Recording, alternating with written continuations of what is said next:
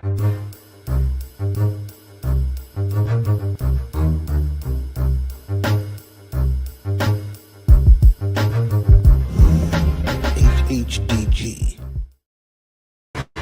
Peace, HHDG.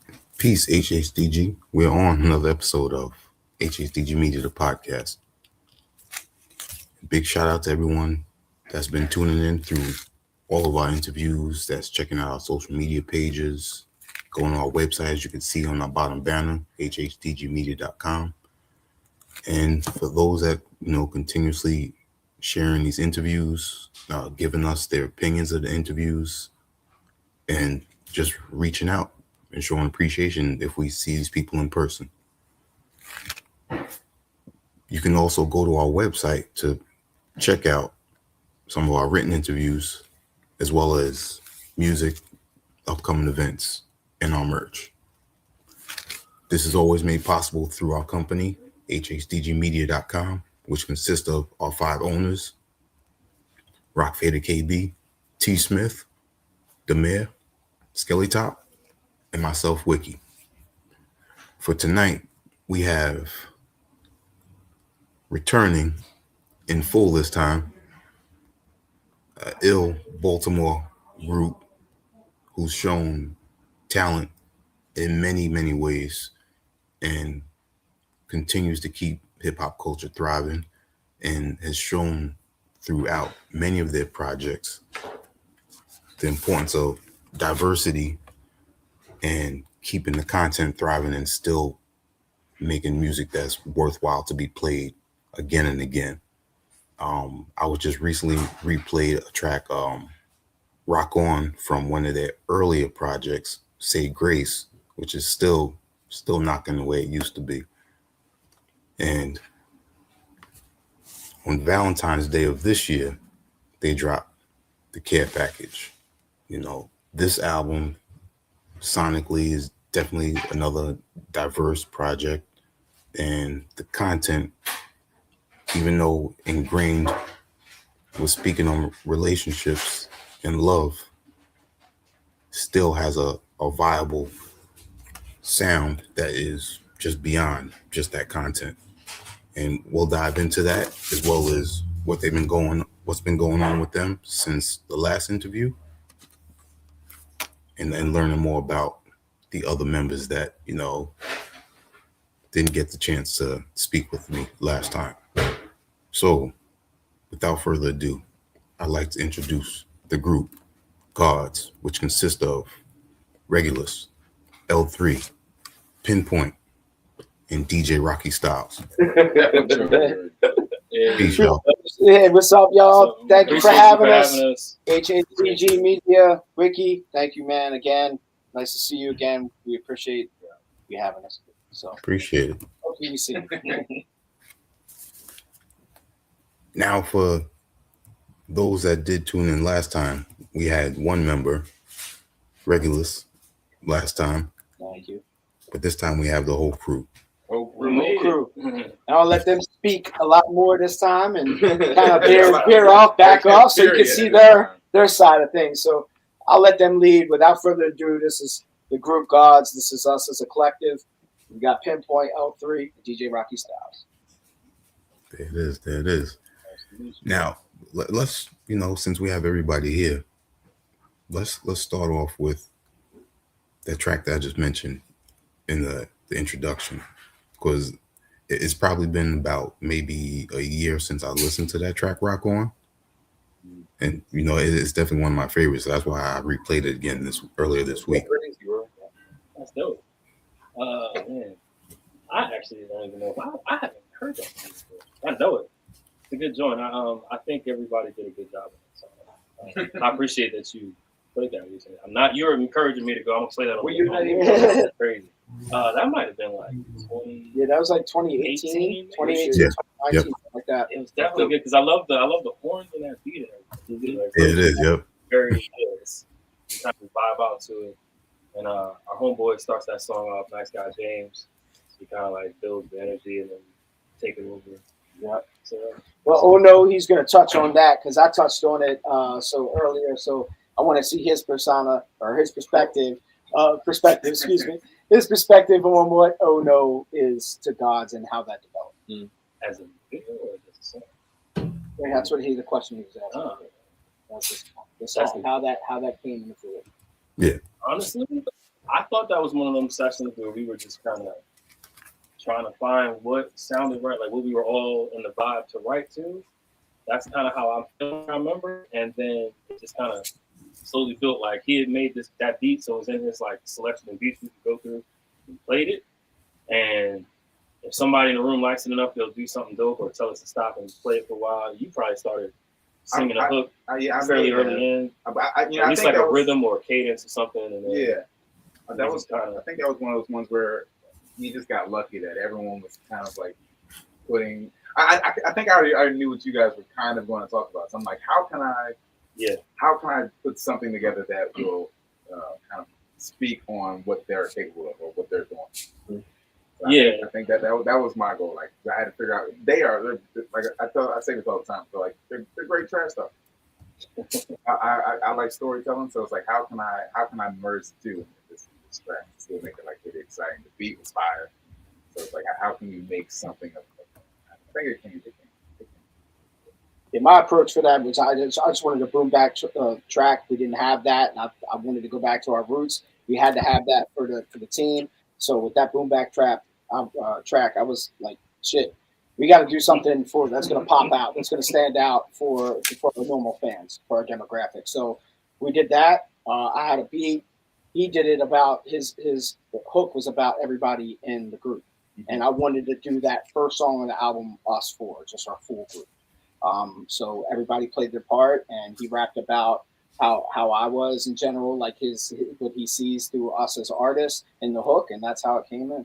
Yeah, exaggerated just a touch, just to add some effect, but I think it was pretty dope. I think it did. Yeah, and then I came in at the end, and a lot of the cuts, like, you know, me and Regular's been working together so long that it just kind of like comes second nature, you know what I mean? And we just kind of improv, and that Oh No came from the Most Def Nate Dogg song off Sound Bomb in 3. So I was just like, that's perfect. So, you know, just everything kind of came up on the fly on the cuts and stuff. Yeah. Nice. So, should we talk about the video? Yeah, I was gonna say, there's a video out for Oh No right now too. Just got released. Yes. Last week, 2 weeks ago. Yep. Yeah, it definitely came through. Like the video, we had a different idea for. We changed that at the last minute, but I think it still turned out really good. Yeah, so pretty funny. It was a good idea. It's introspective. It's a metaphor. It's all the things. I think it actually set a standard for what we got to do in videos now. I know. We can't go backwards now. Yeah. Like that's so dope. But we can't make one worse than that now. It's got to keep going, you know? Yeah. This was what we had to create. Like, yeah. I mean, everyone played the part. Yep. It's kind of like a adult rap. Definitely shout out to Finch and his crew for doing the video production on that too. They killed it. I didn't think it was gonna come out that good. I thought that shit was gonna be mad cheesy. Yeah. Shout out to Pink Elephant Studios, Bottles and Beats. Yeah. Cool. I was gonna play it later on, but since we're talking about it now, you know, let's dive into it right now. All right. I appreciate that. All right. Cool. Hope y'all like it.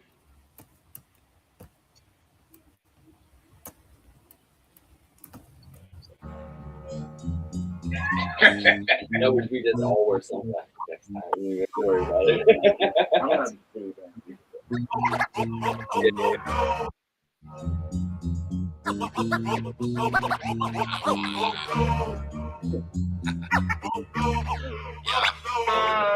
Ayahuasca high, flying saucer fly. No remorse for none of my thoughts, cause I'm sorta wise. Yeah, I'm the author and the source, but my thoughts are disorganized. It's departments and compartments, be cautious, I'm borderline. I saw the line and then I crossed it, you lost it in overtime. The whole design was just to get niggas talking, and yo was lying. He moving awkward, he salty when you're replying. You know who I am, I got the heart of the conquered lions. It's called compliance, you better be when you walking by us. But if you talk the lightest and arson and starting fires, pardon bias, I'm phenomenal and they all deny it. All they recall from Baltimore was all the riots. Your bitches bought his tires and she got that hookah swag. I heard your chest gets tighter on a hookah drag. I got all the best whites, call them Cooper flag, and they like that. Any night they can shoot a bag. He ain't coming smoking you out, head dragging the ground, reading you down, keeping you bound. Well, oh no, I'm sure you cowards heard the plan. Beer in hand, looking for a business fifth in the land. Well, oh no, scratching every record he finds, setting fire to the souls when they catch him we find. Well, oh no, I'm observing as a character type. You believe in we tight, my voice to make you think that I'm right. Well, I'm oh on no. flock out on skyscrapers, looking down on wall climbers. I'm a die hard, Bruce Willis, fucking Alzheimer's. Lost finders, keepers, running sleepers, using wrong timers. Small liners, reference over fall China. Wall climbers take the ceiling with a gloss coat. Toss notes out of tall binders full of song posts. Tall totes with everything your heart desires. All oats, raw dope and bitches, riches, you slip a straw coat. Long strokes, busted in the stomach, watch my dawn pump. Penetration, hyperventilation, watch your mall show. She's the phantom of the opera, afternoon is all soap. Tantrums are her mantra, and this evening got me on rope. Raw soap, you holding that chopping block, I don't know karate. Hot wasabi, ready to bomb me, kamikaze. True soprano for that Luciano Pavarotti. Needed paparazzi for your Maserati. Oh no, he ain't coming smoking you out, head dragging the ground, reading you down, keeping you bound. Oh no, I'm sure you cowards heard the plan. Beer in hand, looking for a business fifth in the land. Oh no, scratching every record he finds, setting fire to the souls when he catch him we find. Oh no, I'm observing as a character type. You believe in we tight, my voice to make you think that I'm right. Oh no. He ain't coming smoking you out, head dragging the ground, reading you down, keeping you bound. Well, oh no, I'm sure you cowards heard the plan. Beer in hand, looking for a face's fifth in land. Well, oh no, scratching every record he finds, setting fire to the souls when he catch him confined. Well, oh no, I'm observing as a character type. You believe in we tight, my voice to make you think that I'm right. Well, oh no.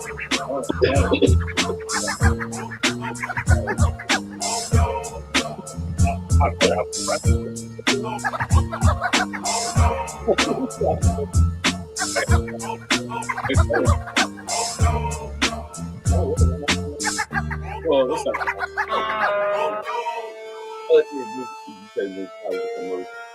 Yeah, you can.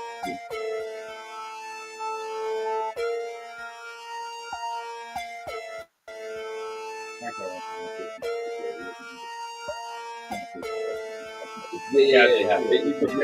Even when you go back in, it's like, wait, you can go in real quick? Hell yeah. But that's the type of shit that you miss the first time. That's the new joint off the care package. That's Oh No. I'm gonna cop the care package, but that's the first song on the care package. So thanks for playing that, Ricky. I appreciate it. Yeah, Definitely. So whose idea was it to have the different personalities like that? O3 and I kind of came up with that stuff. We were actually given that task, and so like he kind of alluded to earlier, his first idea was a little bit more intricate, and we ended up not going that route for various reasons. But him and I sat and we had a little planning session, and we figured this would work because it's really so it's like a metaphor. It's kind of like what we deal with when we're trying to like our regular selves that are trying to execute mundane daily tasks and just be who we are. And then there's the entertainment side of us that is constantly combating for that time and energy, right? So it's like it's a metaphor for fighting with yourself. So you'll see us doing these regular things, but the other half of us is like trying to mess that up, break us away from it. And we just thought that would be cool. You know, he's like an actor and all of this other cool stuff. So kind of gotta, you know, he helps with these visions and things, but that was basically what we were going through. So that goes into my next question. Juggling, not putting too much energy into everyday life and still having that same energy to put forth into what you love, the music. That's always tough. It's a hard balance. It's a real balance, man. You know, and that is that's what we deal with, you know, and you have to deal with it. And if you want, if you love what you do and you're strong-willed about it, you know, you're gonna do anything to make it happen. And we're pretty strong-willed. I feel that that's where we're heading. We all have the same goal in that perspective. So with that being said, I mean, we just gotta keep on pushing forth, and it's tough to do sometimes with all the complications in life, but you know, we do it. You know, every day, and all of us, you know, all on the equal playing field. We all have our issues, we all have our problems, we all have our obstacles that we overcome, you know, and that's what makes us human. So. Indeed. So all of y'all truly have more than one talent. So I want y'all to go through each of your talents. Start off with Rocky, man. Yeah, so Rocky's everywhere. I've been DJing since 1991, and I've never stopped since then. Came from the vinyl days, went to the digital thing, whatever. At this point, I guess I would consider myself a multi-genre DJ, even though 90s hip hop is my love. So I still use turntables at every gig that I do. Mm-hmm. Doesn't matter if it's a wedding or a 90s hip hop event, anything, just to represent still the real shit, whatever. And then and as far as with GAWDS, I do all the cuts on the album, and I do live DJing. I kind of been priding myself on being different as far as that too, because I as far as live shows, I think it should feel different than the album. You know what I mean? So I add a lot in the live shows, cutting stuff out, adding little snares, doubling stuff up, whatever. So every show feels different. You know what I mean? Almost like some Grateful Dead type shit. Wow. Before you go into, I just gotta say, always a DJ. Doesn't matter what genre you are, because the most talented DJs can play any genre. No doubt. Yeah. Like for it. Jazzy Jeff's my GOAT. You know what I'm saying? That's my OG, and Yes. he does everything. You know what I'm saying? So yeah. That's how I feel too. Good. Pinpoint. I guess L3. It's L3. L3. Yeah. Oh, you about to talk? All right, sorry. For me, it's music. I think one of my main passions is the automotive industry. So I'm a car guy, but sometimes that can kind of come first, like going on car shows and stuff like that. But then it's music, acting, and then sports here and there. But for music and acting are two of my bigger. Nice. So I just want to add to his list of talents that he also can rap. Oh, see, you leaving stuff out. He was doing something else. I think maybe I'm a little. It's I'm a hard. little It's hard, whatever it's right hard now, to say but that you're a rapper that you can rap when you got like dope lyricists. I just didn't hear enough of the things that I know. I mean, I'm like, well, let's just finish you. If you didn't say that. So anyway, I am Pinpoint. I am I can kind of harmonize. So nothing like this guy. Sure. He can harmonize. Sure. I am If there, occasionally. Oh, go ahead. No, I was just gonna say, if there's a second singer in the group, it's him. I love his harmonies. I love his harmonies. Yeah, He says I hate him for everything, but I love his harmonies. I'm like, I'll accept that. Thank you. go ahead. So there's that, and then occasionally I produce. I used to produce years ago, like make beats, and then I just gave up. I started again maybe like less than a year ago, so I kind of do that now. And other than that, digital. Yeah. yeah, okay, yeah. I'm kind of like a shit, digital promotion guy. Yeah. I kind of do a lot of like online stuff. Nice. Something. Yeah, most of the online stuff that gets done is by this guy. Mm-hmm. Okay. So I try to do that. Yeah, kind of like a promo guy. As of late, no. Is there anything else I can do? That's kind of it. I think if I remember something, I'll just cut them off.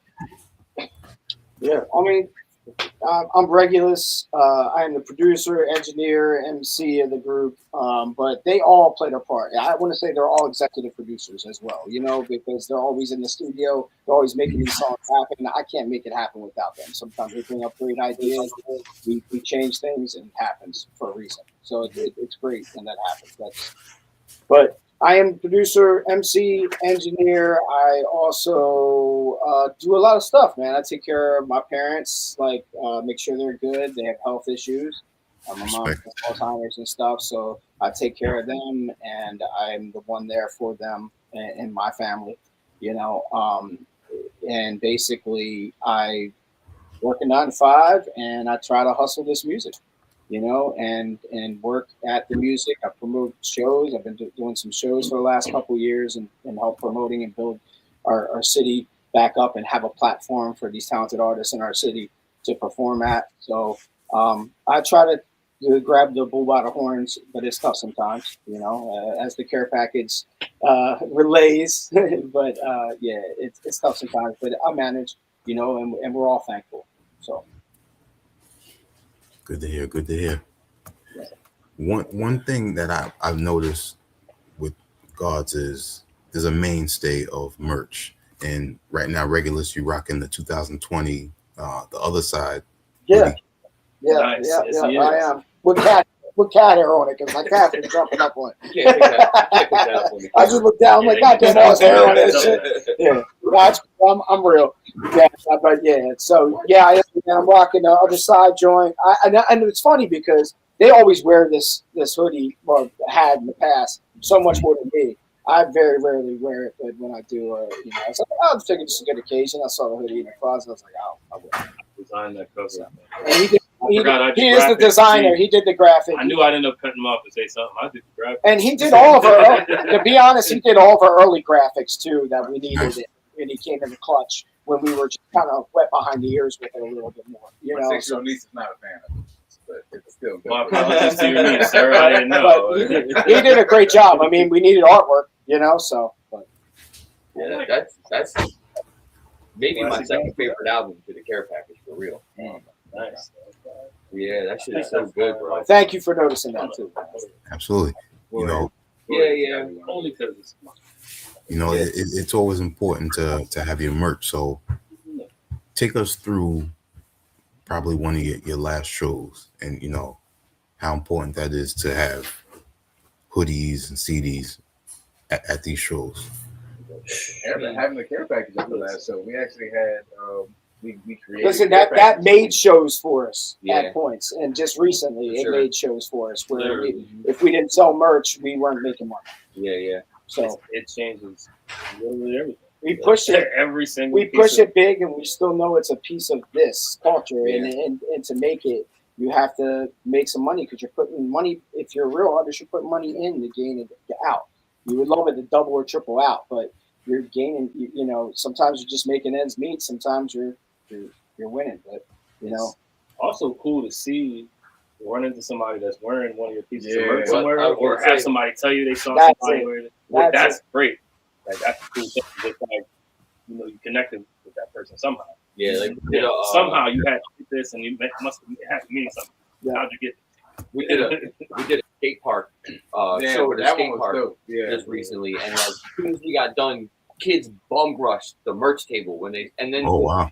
we're wearing the shirts and skating around the skate park. Like it was the so kids dope, are the bro. best. We were sitting there taking videos. We became Yeah. fans because we're sitting there taking videos, and the kids running around in our shirts. Look at all Yeah, these God They like shirts in the instantly skate park. just, boom, just put the shirt on and just started skating like they just were. Like, Yeah. but yeah, they There's bum just rushed hundreds the of merch table. people there, and And, these and kids we are definitely skating got around like our shirts. followers off of that. You know what I mean? If we didn't have merch, that wouldn't have happened. Yeah, that's great promotion right there. It was awesome. It made us feel like kids. Yeah, shows. This really makes a big deal because if you have a song that connects with somebody in the audience, one of the best ways to kind of remember that performance is to buy something from you. And they can come talk to you and chop it up and get to know you through that exchange. Yep. It's just if they get a cool momentum, they'll remember that exchange that day. And so not only did you sell something to somebody who appreciated your art, but also that's kind of like a reminder to play your music. Yeah, You gotta put get a shirt out of your drawer one day. You're like, what's this? Right. Oh, I never looked those guys up. I gotta go. And then you'll go check. Like, why did I buy this? And you're like, oh, that's why. This is good music. So it's kind of like it could be a delayed sale too. If you know what I mean? Yeah. True. And the beauty in that is, like you were mentioning, you might see somebody with it, and they got a great memorable story to tell you. Right. Yeah. That hit them. Yeah. Absolutely. I met these guys. And that alone makes you feel good that somebody would want to wear your product. Mm-hmm. Yeah, because And your brand. Yep. Very important.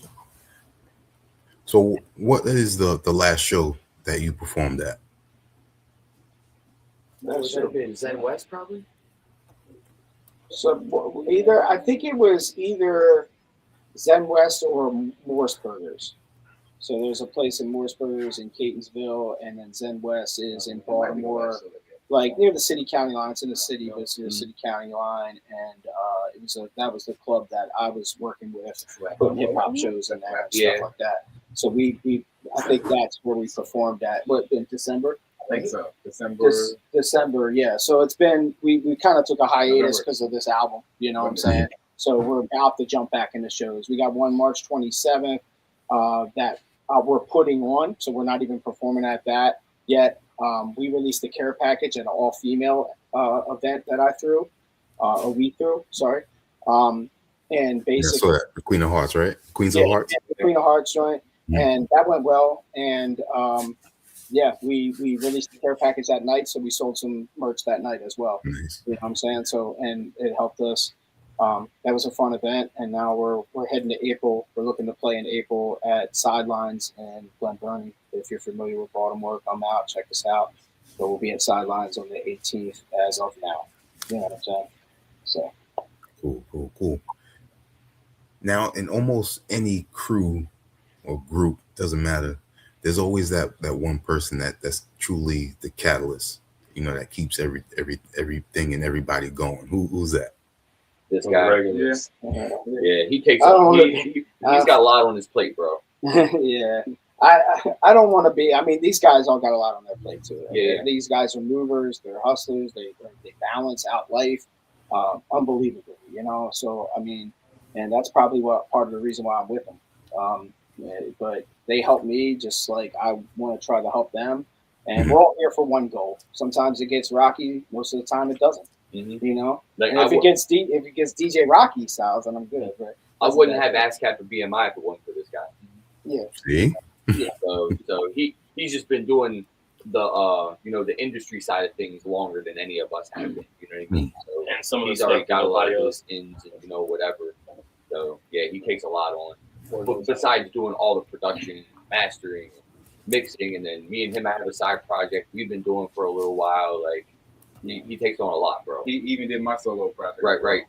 He's kind of normally the one in the group chat. It's like, yo, what y'all doing? Like, let's do it. Yeah. So there's that too. Yeah. I like structure. I'm set in my ways a little bit. I could be a dick sometimes, I guess, but I like structure, and I just love to bring people together that are talented, and they're talented, and we got something, and we've noticed it throughout our experiences, and we continue to do it, and I enjoy it. I feed off of them. They feed off of me, I guess, and Reciprocation. Yeah, that's great. Even with the shows we've been doing lately, he takes a lot of that on. You know what I mean? I DJ all the acts that are coming up, whatever. We keep it it feels like a show. You know what I mean? It feels very organized, whatever. Like we put a dope show on. Pinpoint usually hosts it. So it's, even if we're not performing, we're still performing. You know what I mean? Like they were saying, we didn't perform at the last one. We sold a lot of merch. It was basically our show, but we didn't perform at all, But, he's still hosting. I'm DJing for everybody. Regulus is up front, taking care of all the business. That's great. I mean, it's just well-oiled machine, man. Yeah, it's tough. It's tough being a business mind too, but I kind of got to do it, and they've become better at it. So it's helpful in all ways, and they've helped me a lot throughout the process with merch, with the money, with keeping shit in line, and it, so they help me just as much as I want to help them and try to help them. Yeah, and it helps. We all get along. You know what I mean? There isn't really that much like butting the heads going on or anything. You know what I'm saying? So it's very low stress. Yeah. If we do butt heads, that's what the music's for. It keeps us in line. Yeah. I like that you said that it's like a well-oiled machine, because look how many shows you go to and there's a lot of disorganization. Yeah, man. Sound check is off. Where I think people hadn't come early enough to prep. And yep. Yeah, it gets out of whack, man. It's really it's tough to manage, but once you learn a formula, and I'm not saying my formula works, I'm not saying nobody else's does, but I'm saying once you come up with a formula and you have that, you can delegate that to them, or I can delegate it to my team, and my team acts on it. And as long as they believe in it, sometimes they'll come up and say, well, why don't you do this? Why don't you do that? And I listen. And sometimes I take that into consideration, or actually run with that too. But once you develop a formula and get better at it, you'll learn the things as you go along, and you'll learn that structure, that things need to happen. People are paying money to see you, and they don't want to be there all night. So let's keep things moving. If the crowd's dying out, then the artist goes on right away. The artist, you can't wait just for a DJ to keep on playing stuff. The artist like to go back to the artist, get the artist on stage. So you got to learn simple things, and you got to promote as a putting on a show. You got to be out there promoting. You got to be hitting the town. You got to be talking to people, networking. Yep. It's more than just social media. You know, social media helps, but I mean, you got to be out there and gorilla grind too, man. And just show your face. You know, you got to learn how to network. Yep. Yeah, man. Yep. Yep. Mm-hmm. Tell us about the concept. Thanks to Jerry as well, because that's you know, having people like that in your corner and people that help you get to that next level that you can't quite get to or try to help you. That means a lot. So shout out to him too, and the people that are behind the whole GAWDS crew, quite a few other ones. Rico and Pete, Neil Needles. So shout out to them. But go ahead, man. I'm sorry. No. I'm glad you brought up Jerry. You know, big shout out to Jerry Grant, because that's one of the hardest working men you will never see. He's amazing, bro. Especially I've had success with him in the past, and I've loved working with him. But on this project, he's done a great job, and we continue to work, man. You know, so good deal.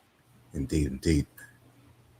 Tell us about the cover, the concept with the cover, and then the concept with the album, the kit package. I'm gonna let it would be my man Neil Needles with Pinpoint. Neil's not here. I know that. So we went back and forth.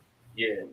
So we reached out to a really great friend of ours, a really great supporter of ours, our brother. His name's Neil. He just goes by Neil now, all capital, like Doom. He's real specific about that. Super dope artist when it comes to like anything, man. So he's dope. Neil is a very skilled hand artist. Like, he can draw amazing. He's a tattoo artist professionally. He raps, he produces. Yeah, he does. We had never reached out to him to do one of our album covers before, and I believe Regulus that kind of suggested that we should reach out to him to do this one. And so we did. And the very first kind of thing he said to us was, "Man, I'm thinking like we should keep this pretty simple and easy to read." And he kind of described the characters he was going to put on it. And he was like, "I think we need to keep a white background. I think just draw."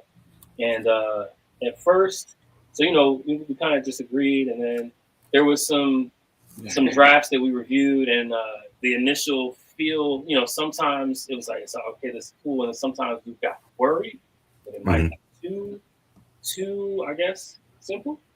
And ultimately, we ended up agreeing with his decision that this would make sense because of the message that's being conveyed and the way that's being conveyed, and that the simplicity would add to that. And this is all like his personal work. It's not like any AI or anything. So, you know, we fine-tuned it through some calls and some hangouts, you know, and it's pretty much exactly what he said from the very beginning. It was very minor things that we ended up even suggesting, and honestly, people that I've talked to love this album. It's like, I went back and talked to him several times. I personally appreciate it. I like the CD itself. The way that if you have the CD, the way that it opens out. You want to open that up and kind of show me what happens? We had one that was open. Hold on. It's just really there you go. I didn't even notice it at first. So that's the CD. And then you open it up. You got the credits in here with the heart. That's the patched heart. The heart that's also the CD out. Basically ass with a GAWDS. The heart was also kind of meant to be like an ass. If you look at it, it could be the other private part of the male too. You know, but it could be it was supposed to be an ass. He did that on purpose, supposedly. But that's you know, it's behind the healed heart. GAWDS. The back is the care package. The care package, and this has all the songs and our logo and shit. But yeah, it's and then they're listening to music. Their hearts are healed, so you know, their hearts are broken. It's a story within itself, and it just you gotta trust your artists, and especially the ones that you've known since forever. And the Regulus go back to forever, and the rest of us have known for a long time. Yeah, he was in an old group of mine, so you know we've always had a. Shit. Yeah, I originally met him at a Ghostface show. Shout out Neil, man, giving you your flowers. Yeah, you got your flowers, bro. We appreciate it. Thank you. Shout out. Without him, this doesn't happen. So, oh yeah. Now it all makes sense with the cover. Yeah. Yep. Cool, and it definitely coincides with what I've been hearing listening to the album. Thank you. Appreciate that. Thanks for taking a listen. Continuity matters. Yeah. Yeah. Yeah. We're like, Indeed. you're right. You made something. Yep. Oh, yeah, Right. He was right. So when did you start working on the care package? That's an interesting one, right? Yeah. Who wants to say it first? I want them to speak, man. You're right. So, You were the last I one. want You them wanna to do speak. Just part of it. I would like you to start. chime in. Because You I have said to it. say I that. had an interview before this, and I said it with Rocky, and I said it before that. So I want Okay. their perspective. So These guys teach me a lot. These guys are like genuine, true hip hop heads. But I'm a singer. Sometimes I need like a softer beat or a beat that's like a little less crowded, just so I can let my vocals kind of ring. And even on a lot of these, I didn't have to do super crazy with the vocals. I didn't have to go super crazy. It was just a nice vibe. So we got a good track, a few tracks to just vibe on. But yeah, a lot of the songs.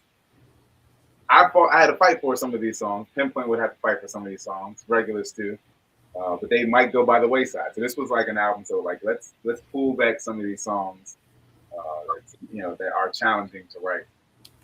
so you had some involved. Yeah, so and sometimes what would happen is we would be working on one of the other albums, and we might have like a pool of songs to choose from and put that project together. Some we know we're gonna make it, and then when we get finished picking what makes it, there's always these songs that a couple times we missed it, like we just didn't fit them in, and they started to feel a little thematic. It was like, wait, we got some songs over here that we've been kind of like not really finishing up or putting all the way out or doing whatever. So we worked kind of off of a base of some of those and built a care package around it. We decided what it would be called back then. We were like, oh, this could be like a care package, quick little project we put out in between albums.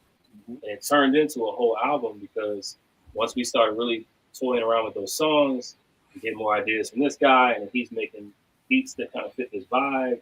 Perfect. Right. And we're all kind of doing it. And it was just like, man, what are we going to do? This is ridiculous. So it ended up being a whole album. And then, so we just fully got behind it and just kind of grouped at it. It started off with just songs that we didn't know what to do. And what was the very first song that you recorded? For this album, the very first song that we recorded for this album was I'm Not Here. Yeah, I'm Not Here. Yeah, I'm Not Here was the very first one because in the yeah. original care package, we had I'm Not Here set aside for the original care package. Mm-hmm. Most of the songs, I think that might be the only song that made it from the cut. original care package, from that original cut. So what we did is, if you listen to us prior to releasing this care package, we did songs for release, like downloads. So we did Saviors and Sage and Numerica, and when we did those three songs, basically they were from the original care package. So we were like, we can't ixnay them all. We got to give them something. So that was the pre-care package, the singles before the album. That were the original care package songs that we didn't put on the album. And then, like he said, we just started developing new songs and making new songs from there to fit this kind of vibe, and it worked. Basically, we built this project. It ended up being all around one song that made it, right? So it's like we just those songs convinced us to do this lane, but then they weren't even good enough for the lane once we got in. Let's do it for real. Let's not do it by mistake. Let's make a whole thing. We kind of just started over. But that was the motivation. Technically, we had something to say. That's interesting, because usually some songs that you have prior to an album, you would have on the album, but you just all three, Saviors, Sage, and Numerica, like you said, it was just that was like a precursor, but they weren't on the album. So they weren't on the album. changed the vibe.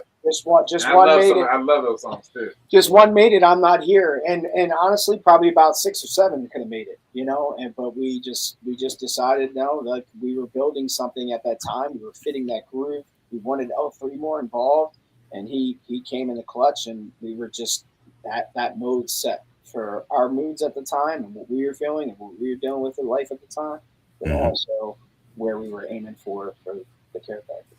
Yeah. Writing was a breeze for that one. Yeah. It came to us easy. It came to us quicker than we would expect. Well, also because of what y'all have been going through in life too. Yeah, that point that was. They both perfect, basically right both up. had a pretty big breakup recently too. You know, so there was a lot of last 2 years. I went through a divorce, bought a new house. a lot of had, inspiration. you know, don't have my dog anymore. I got these cats running around. But you know, dealing with a lot of stuff in between too. So it was really tough to balance it all out. But it worked, and it was actually a healing for me and a blessing for us. You know, right. And this album actually does deal with a lot, you know. Yeah. So it's that's a lot of our personal pain in this album. You know, I can say that it is. We didn't aim particularly for that. We just wanted songs for the masses that people could relate to, but it ended up becoming more personal at the end, and I think I like it more because of that. You know, You can relate. I to can it. look at it back in time and be like, oh yeah, that was that's I my every healing word I album. wrote. Yeah, that was real shit. I was still doing all this shit at the same time and trying to make it work. You know. Yeah. Indeed. So let's go track by track. Okay. For the care package. Now we already spoke of the first track, Oh No. So let's go into New Life. New Life New Life is interesting because Cliff came on there late, right? So I didn't get a chance to hear Cliff before the song was released. But I think on the hook, it kind of had a deeper meaning, but I wanted to make it like not kind of light, so it can kind of reach more people. But it's kind of like when you get to a deep place in life. Sometimes people are thinking about taking themselves out. There's a bunch of tragedies like that.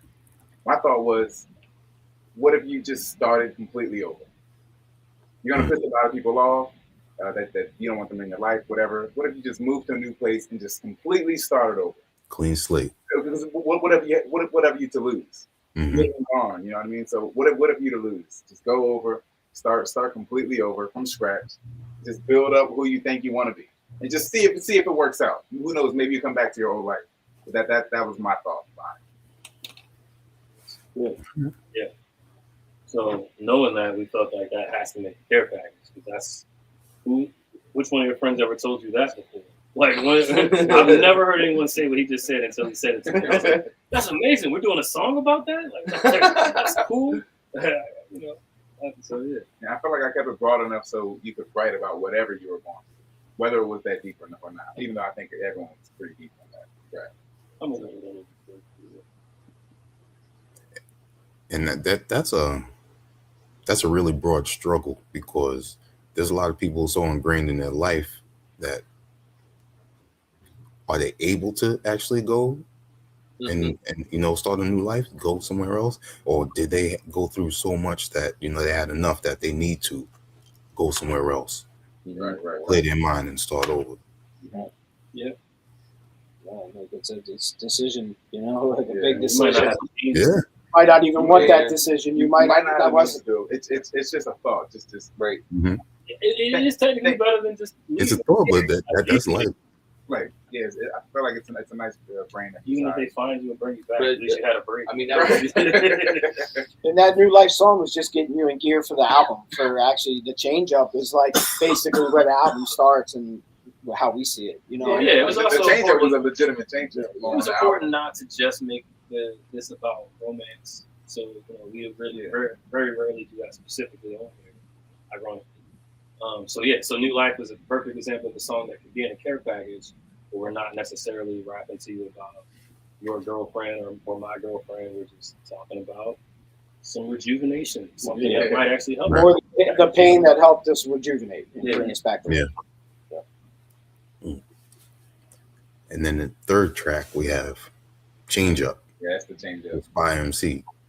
Yes. Yeah. So we had that's a dope story. It is, man. We had Regulus and Spy had got us some shows set up for us down in San Antonio. Shout out to Spy. And we took a flight down to San Antonio. I guess what was it, like last?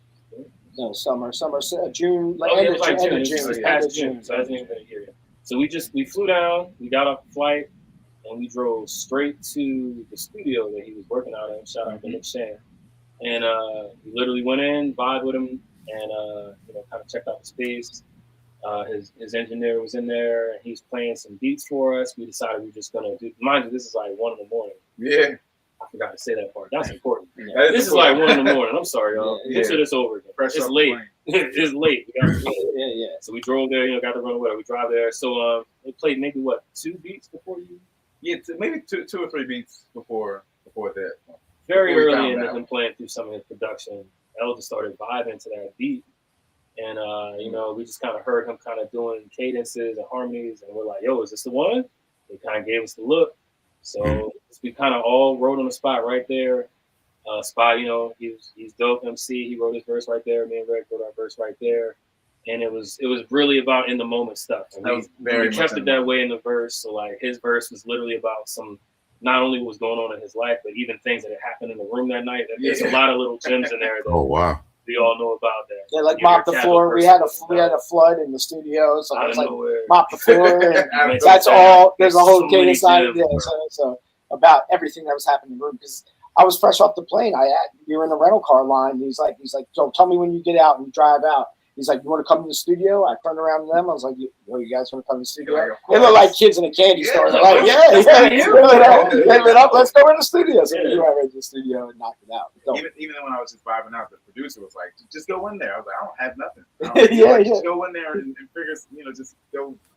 Yeah, and it was very, very freestyle improv song, but it was dope. It started out good.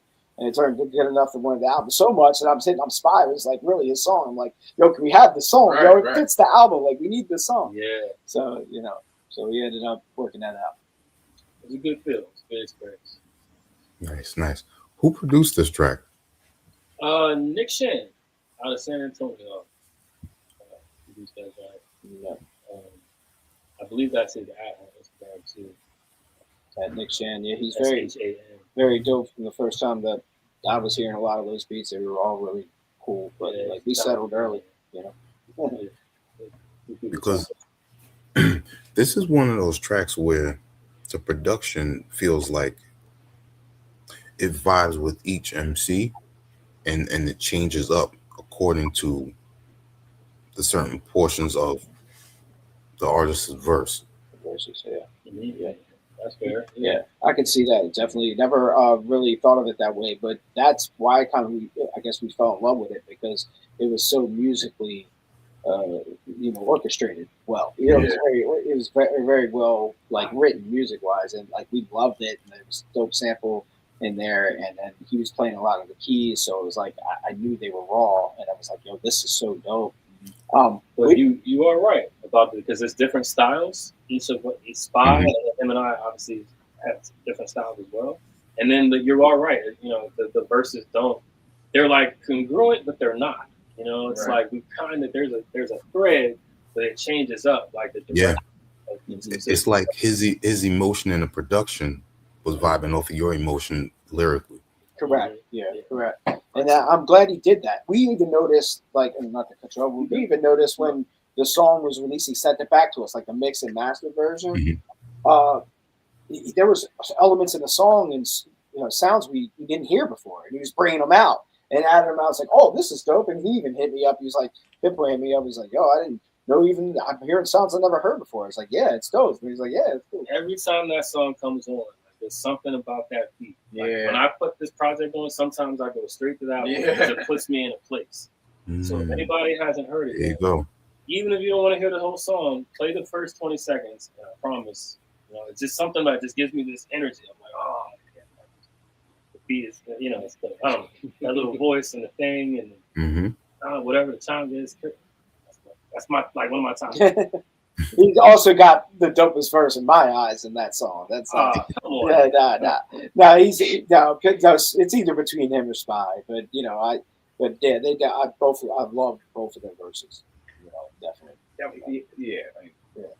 Y'all feel y'all first, but I think the emotion behind Pins was like, his emotion. I knew what he was dealing with at that time. My whole verse is like a couple of weeks after. Whatever I'm rapping about just happened a couple of weeks before we went on the trip. Yeah. So I was fresh like, what?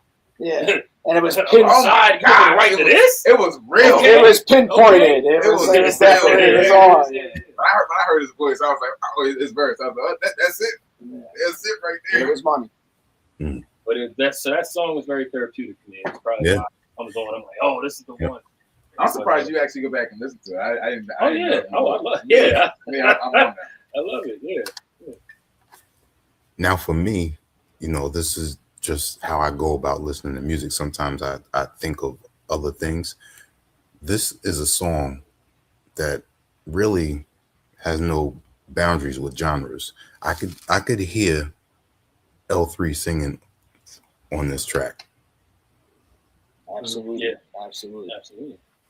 It might even have been. Hey, You that's should- a you should have had remix. a verse. That's Yeah. a remix. Do a You know, verse. all L3. I'm with Bridge it, and a bro. verse. And then put Pinpoint on there harmonizing. Yeah, but Yeah. yes. Let them two, bro. Let The them two interesting go. thing on that particular song, I think there are 2 verses just out there somewhere. We don't have.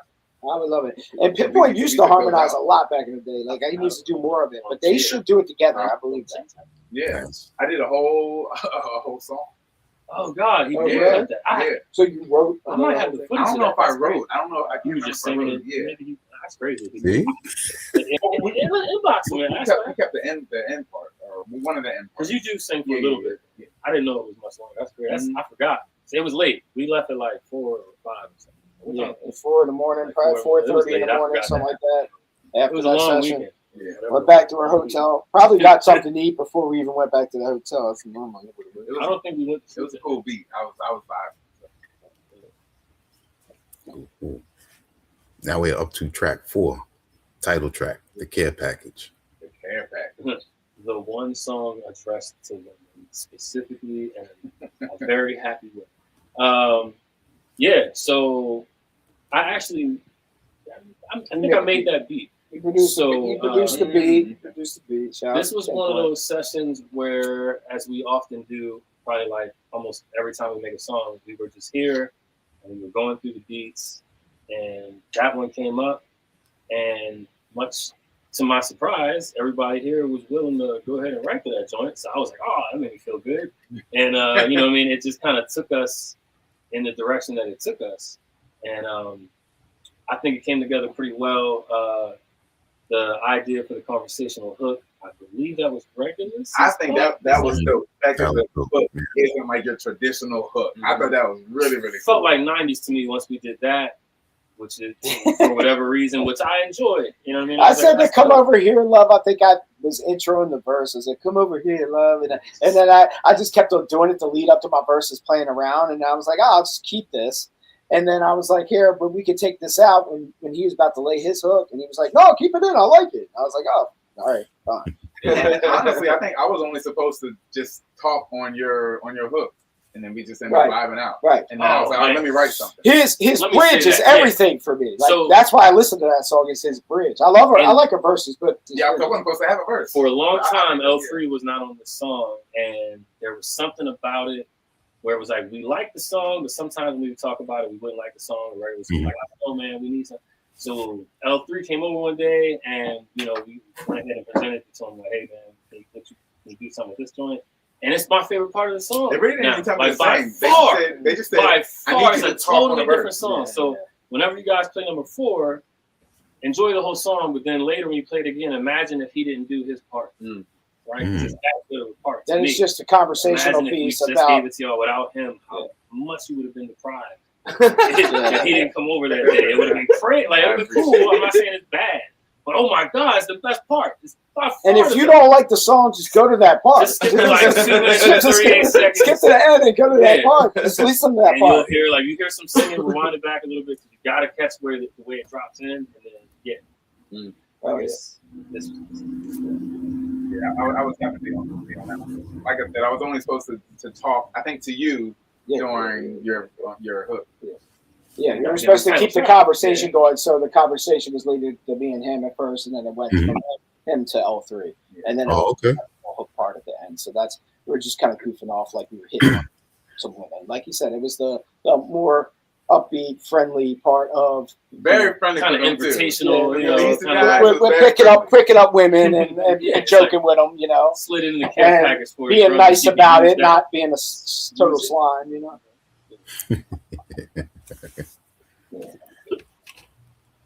Next up, we have track 5, Miseducated, starting off with DJ Rocky Styles cuts. Yeah, so that one, like, a way a lot of God stuff happens. Like, they were talking with the L3 joint, like, shit just happens sometimes. You know what I mean? So I wasn't even, what was I even supposed to originally do? We were looking for cuts originally, and nothing worked, I think. And yeah, and then he started just hitting the snare, like cutting up the snare in the background. It's like, that's dope. Do that. So we did that, and then run through, and then you came up with the other idea for the I intro. took his vocals, you know, for you know, he's like, he does a little O in the beginning, ooh miss. So I got him to cut up the vocals, the ooh miss vocals, and I was like, yo, just cut up those, keep them snares in and out, and I'll bring them in and it's out. kind of like even the order of the samples, the way it's cut.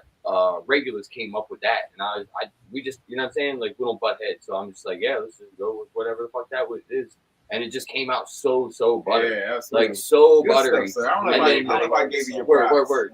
Yeah, but yeah, he just gives me the stem of just a acapella. You know what I mean? Like, we've done it on a couple other things before, but this is by far the dopest one we've ever done like that. So yeah, that just all like kind of happened in the studio. You know what I mean? Just from us working together for so long. You know. Yeah, and that track was produced by Fish Flores, so shout out to Fish Flores. So yeah, and the verses again, those are kind of like that's another song where we were just talking about life again. So like, I really love that beat. Miseducated. Yeah, I love the play on what that means and how it comes up in the verses even. I mean, whatever you want to in that moment. Right, it can. And then in my mind, because I know other stuff, it's like a double entendre that you never know about. Yep. Like I was it's a whole thing that I know I just won't say to be polite. I explained this before. Miseducated. We're kind of talking about the one that thinks they know it all, the one that's always knowledgeable and telling you do this, do that, and got their stuff in gear. Well, you're not that educated, you know. We kind of see through you type shit, you know. So that's where we kind of like leaning towards that too. I think is the subject matter a little bit. You know? I really like the tempo of that song. Yeah, me too. I like the fact that I could just vibe. Just like, oh, I'm gonna play this one. It kind of comes back up, bring the energy up. You said the producer's name is, you said Finch Flores?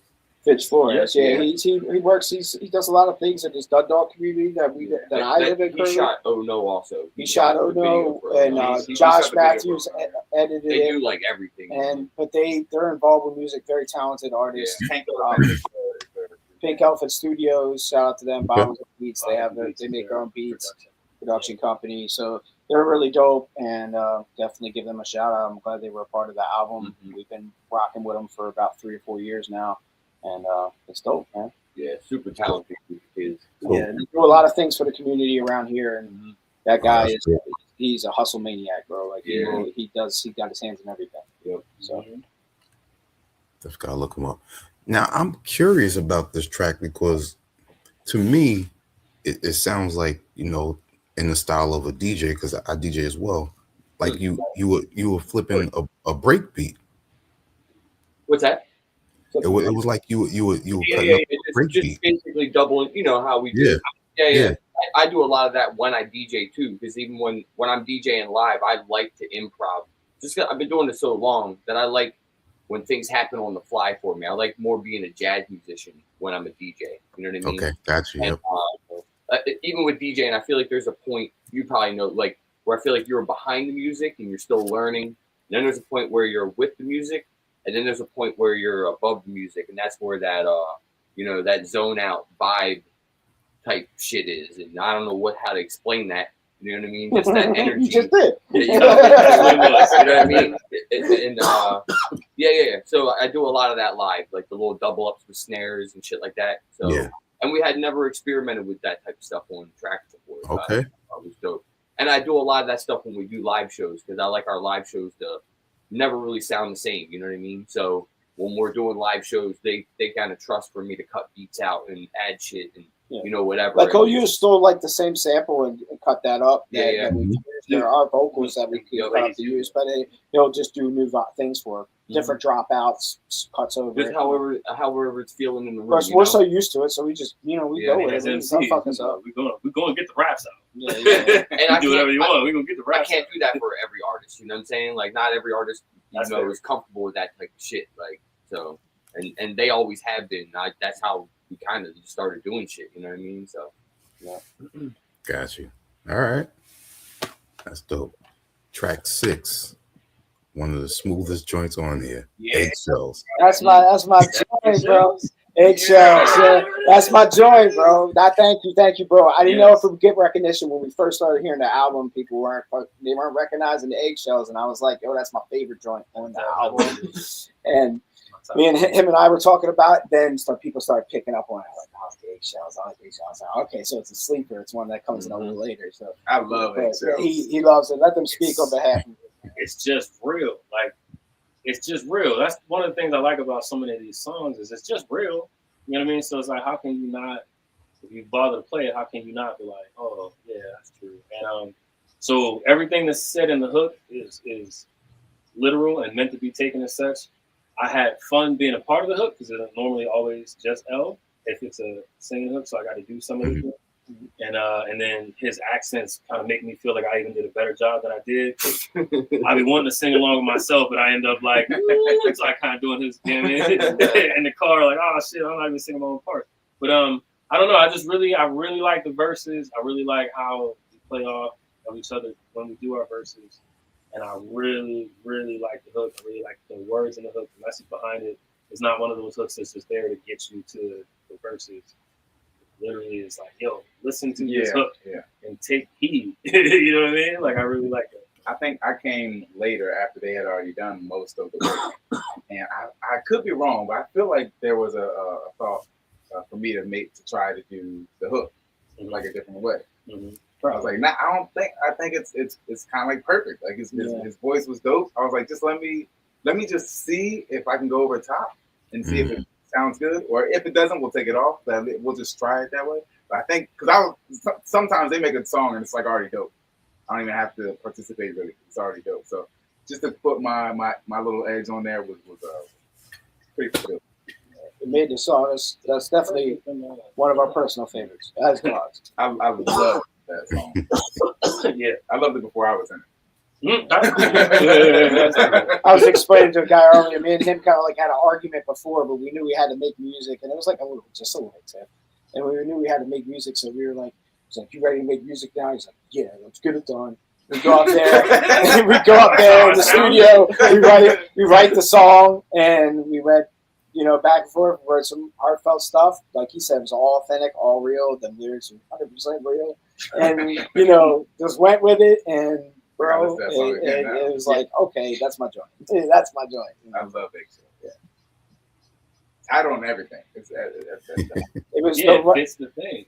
Everything fit. Even in the moment when me and him got together, we just wrote it and recorded it right there, right then and there. But, we had upstairs studio, went upstairs, did our thing. All right. Yeah, that's one of my joints right there. So we were walking on eggshells literally that night, and that's it. That's it. Next up, track 7, Cat Williams. That's definitely. So, all right. So this is one of those songs that we had kind of sitting to the side because of the other collective that we were working in at the time, and when I had first presented the idea to the larger group, it was right after that original Cat Williams interview came out on Shannon Sharp's joint on the podcast.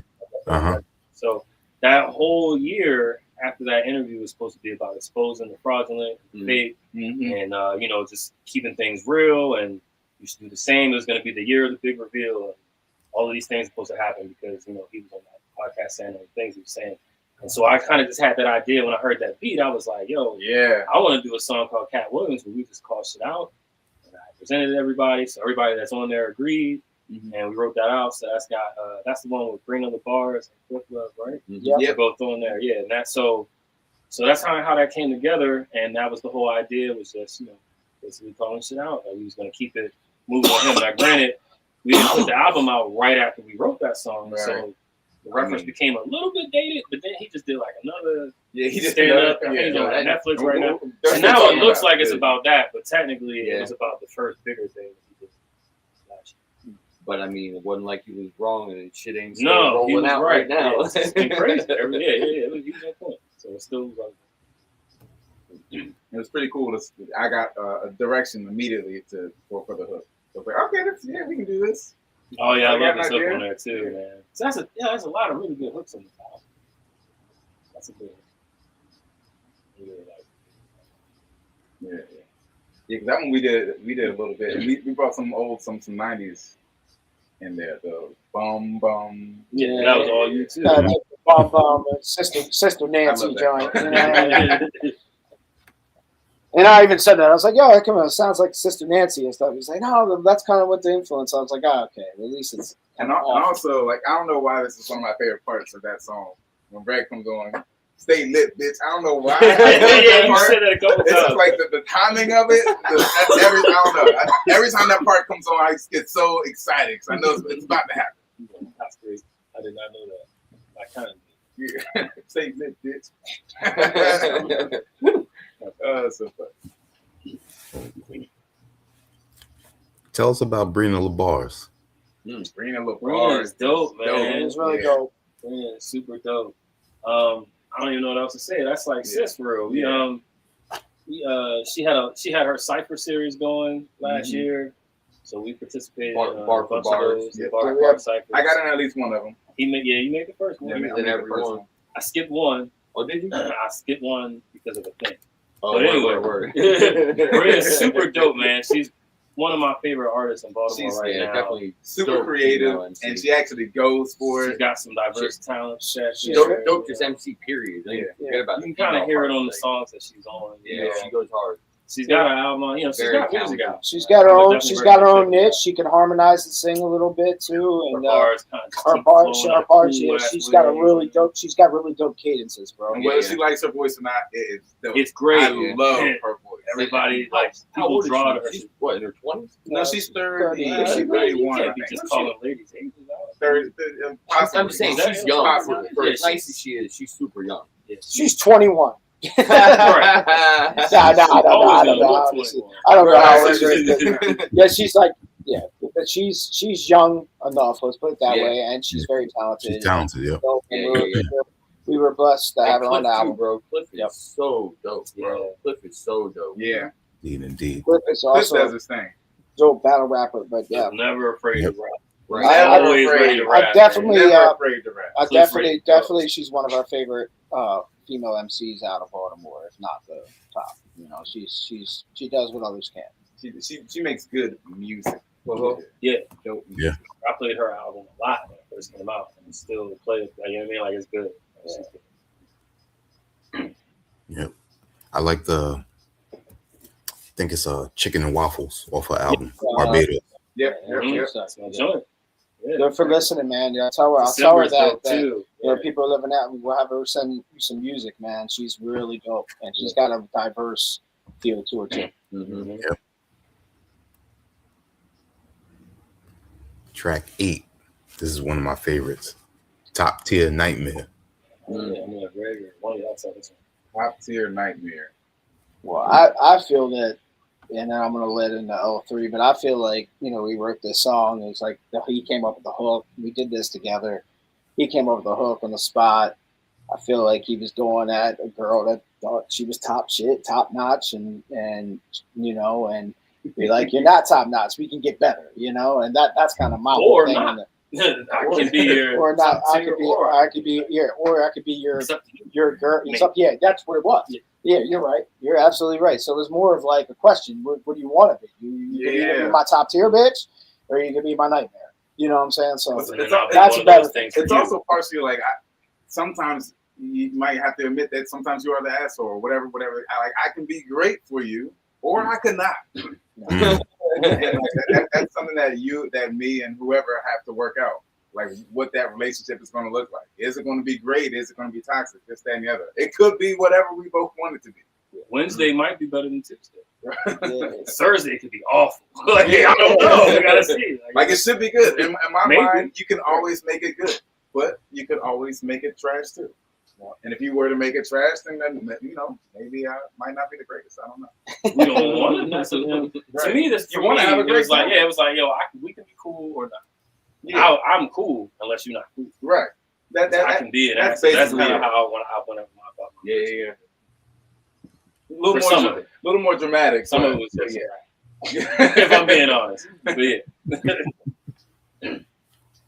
More of a trappy sounds in the album. Mhm. Fit. Yeah. It still fits. Yeah. Yes, sir. Thank you. Yep, definitely fits. Like Yep. it. We had a meeting It's about dope that's one of your favorites. Like this. Yeah. That's what I haven't listened to I'm enough. actually surprised that's one that. Because I heard a lot of people say that, honestly. Like I'm Not Here like is our the whole album, first, actually. but that was our last. That was our last song I think we recorded for the Care Package. And again, I really like the part where the beat drops off. You added those drums. Which that he kind of made me do. Yeah, because you had to. It was unacceptable. Yeah, I wasn't. Well, our favorite part is And what you said when hit so great right the kick there. drum hits on top tier, you know. That wasn't What a a planned top bar. tier bitch will We'll survive survive it. it. I was going to say a couple of other things and Pinpoint's like, no. Gonna Yeah. say that. I was like, I'm gonna pull these kick drums out and just have it boom in their ear. Got it. Oh my god, it's a really good part of that song. Yeah, that Pinpoint's edge is all over that part. Yeah, that was his idea. So kudos. Oh, okay. Appreciate Yeah, for the drop it out. We gotta do some of this part. That's gotta stand out, As soon as he man. said it, I'm like, what? Wait, go. I dropped out the beat first. Good. Dropped out the beat first. That was good, but I had to kick drum. He's like, that's it. It's got that going right. I come out the booth and my mind, I'm like, I don't know. Ben's like, what? That was good. Yeah, it was like the first part. Like, what are you talking about? He's like, I told you it was gonna be good. Track 9, Catastrophe, featuring Pete, The Dark Truth. Pete the Dark Truth. Actually, dude. I I was pretty happy about that. Pete the Dark Truth is my homeboy. We had a group back in the day before GAWDS and then before Aces High, which was prior to that, called Pro and Greg. And he's always been my homeboy, always been rapping. And I produce or engineer a lot of his records, produce some songs for him as well. And we've been great friends for a long time. So he had this track and he said he didn't like his verse and wasn't going to use it. And I was like, I love your verse. You're saying this is one of my favorite Pro verses. And I was like, if you're not going to do anything with it, we have an album that this would stay on or make. And I lied because that is the second song from the original Care Package. Yeah. I apologize. That is our original song that the Care Package, because we asked to have it from him. He said, yeah, you can do whatever we want with it. This guy Custom Made the beat. So shout out to Custom Made. It's a dope ass beat. We used it, and I think he's out of Chicago, yeah. And we used this beat, man, and the song, and we added our verses, and I liked our verses a lot. So I was like, yo, this is a dope little hip hop joint. And he wrote the hook actually, and I didn't like it at first. He was like, well, you sing it, and I was like, I'll try. And I was like, but I can't sing. I can't sing like these guys, And I tried, so I sang it a little bit, and I was able to harmonize and make it. I was like, but get some Rocky cuts in there to take over my last fits like a glove, and then the cuts worked, to kind of mask that a little bit because I didn't really. The cuts were dope. I think your voice was dope. It was perfect for the song. Yeah, I think it worked just fine. I'm a fan when rappers start singing. But I like how it sounds. Yeah, so that's the song we got for Pete the Dark Truth. So thank him, and I like the hook. It's dope, man. I liked it. It fit the Care Package, and I wanted it to be on there, and I wanted him to be a part of it as well. Yeah, and he's got an album in the end of this month also. Yeah, he's also got an album. So check Pete the Dark Truth. Was maybe a track or two I produced on there, but I engineered the whole thing. I am on the album. Pinpoint's on the album more than me, so definitely some dope ass Pinpoint bars on that album. I made at least one or two beats. Hey, and he made a couple beats on the album too. So Pinpoint's got a lot of work on that album. Nice. Yeah, so. Next up, track 10, I'm Not Here. Track 10. So I thought that was a pretty cool idea. Just so I do a little bit of acting, like we were talking about earlier, a little bit of theater. So I thought it would be a really cool idea to really build a story. I think we were even talking about like doing a whole album at one point in time like that. But I thought it would be really cool just to have a story. These guys gave me the reins for a hook. Mm-hmm. which means that at that point they're at my mercy. So then, but I asked them like, would you be willing to do a story like this? And they were up for the challenge. So I think it's pretty cool. So I feel like once we kind of heard that, it was cool because I haven't really heard a lot of songs that kind of try to do this type of conversation or that reference fathers much at all in any way, especially not mostly in a positive way.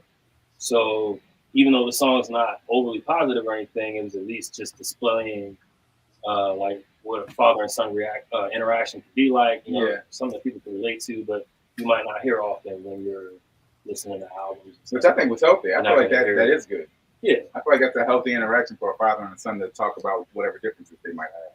Yeah, so even with that, it could maybe that song would encourage someone to have a conversation they wouldn't have had.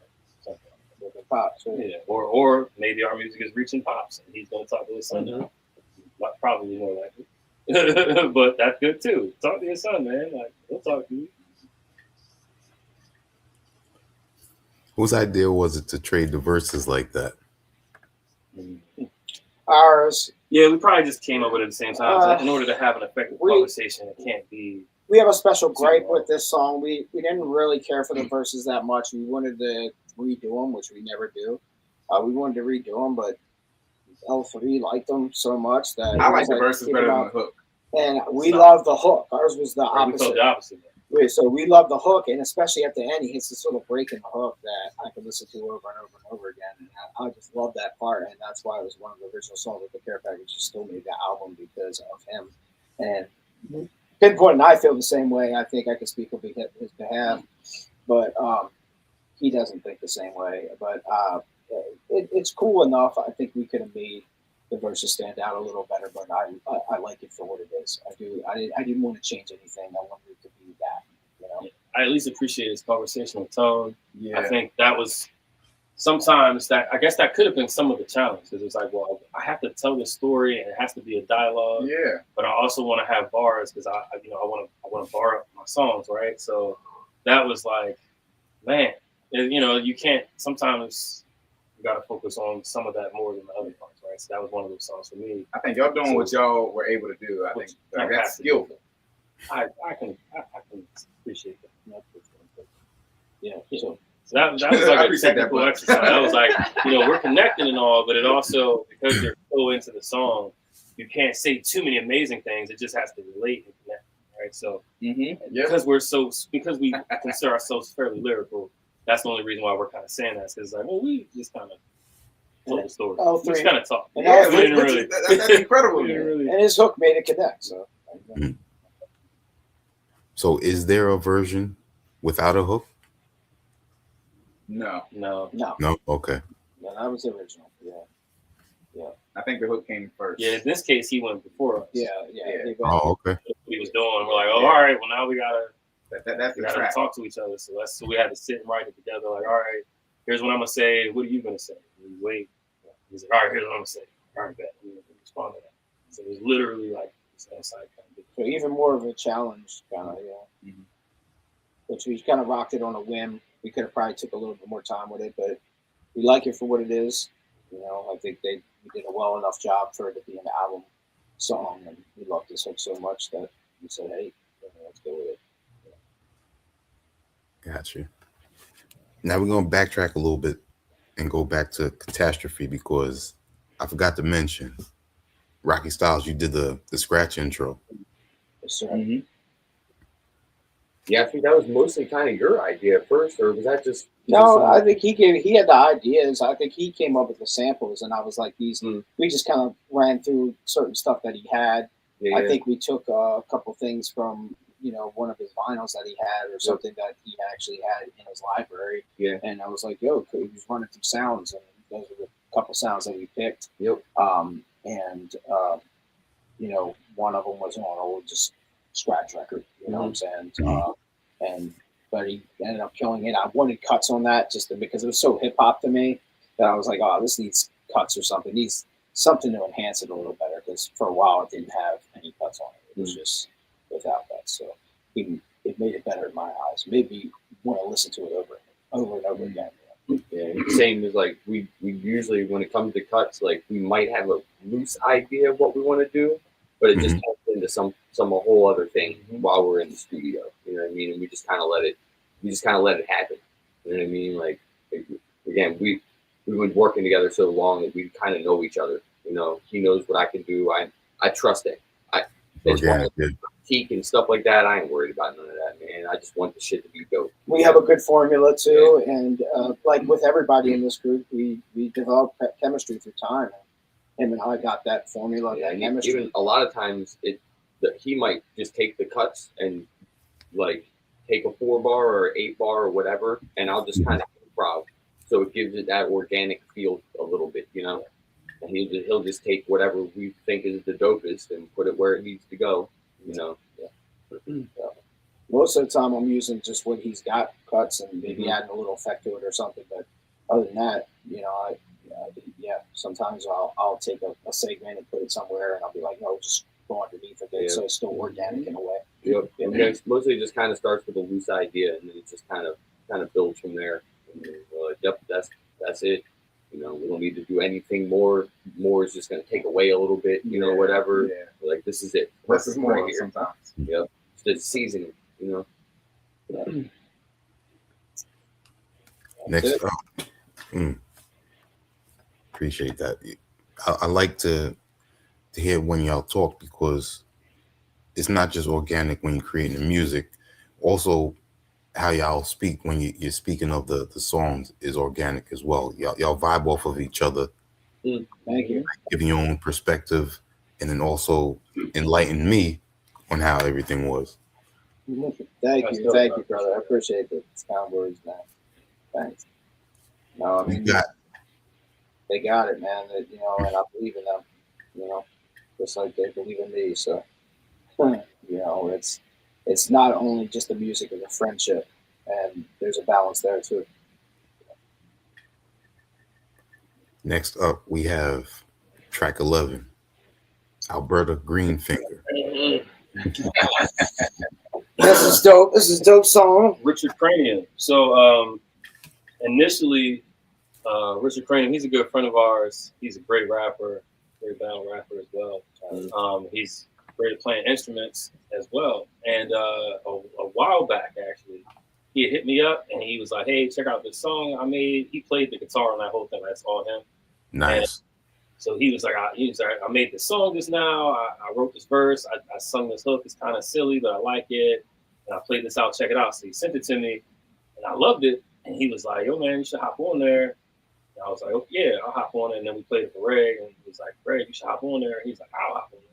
So, you know, it was fun. It was kind of free and easy to write to. It was just it sounds free. Yeah, it's fairly short. You know, we just had a quick little blurb about just having an annoying day, just get it in there real quick, and then just have some fun with the hook. It was funny. I remember writing that they had wrote the verses first, because originally it was supposed to be a song with them, and he had nothing to do with it, and he wanted to put it as a single almost. And I remember writing this verse in my living room, and every like 5 minutes, you know, it's only 6 bars, I think, or something like that, or 8 bars or something. Right. But every 5 minutes, Richard Cranium's coming up to me. He's like, "Yo, you done with that verse? You done with that verse?" I think he wanted to hear the song so bad. So he's like rushing me. I'm like, hold on, man, I'm almost done. Like but I got it out, and we talked about some funny stuff, normal everyday, you know, people in our face, you know, fuck them, they're ruining our day, and this is a bad day for us. You know, but his verse is great. He sets it off. He sent that to me as fully him. There's no samples in there. That's actually him playing that Al Green riff. Okay, but he changed the pitch a little bit, so it's not the same pitch and, you know, key. So so it's dope. It's all organic for him. Like, he made that in the hook. That's him on the hook, singing that little hook. He's sounds like very happy and proud about that sounds like it sounds Redbone-ish to me. It's like it's so dope, man. But he did a great job with that. Played all the instruments, made the beat, everything. So kudos to Richard Cranium. And then we just did our part of just playing verses. Simple. Yeah, I think it has that weird poppy feel, like "Hey Y'all," or like you know, like that. You know what I mean? Like it's its own thing. You know, I don't think there's like nothing like it. Like, people love that joint, man. I like it too, but I didn't realize it was going to get that kind of response. It's very playful. So my question is, was this the original song name that Richard had, or is this something different? That's an him question. I feel like as a file that we were just sending to each other, it was initially called Al Greenfinger. Yeah. And it just changed to Alberta when we decided Okay. what are we really going to call it. Mhm. And we kind of liked what we've been calling it for so long. I think he was the one that came up with that. So we even changed it from Al Greenfinger to something else. I can't remember what it was. We can't remember what it was. He I didn't can't want either. And we were so settled on it, but it's a good thing. We were so settled on it. And then when I turned to Richard Crane, it's his song. So I was like, turning to him, he's like, no, I kind of really like Alberta Greenfinger. I think we should name it that. I was like, yo, we got to go with Alberta Greenfinger. Yeah. You know, I was like, because it's his song. You know what I'm saying? So now that's why we don't remember the original title, because Right, we can't now own it's the Alberta official one. Greenfinger. Yeah.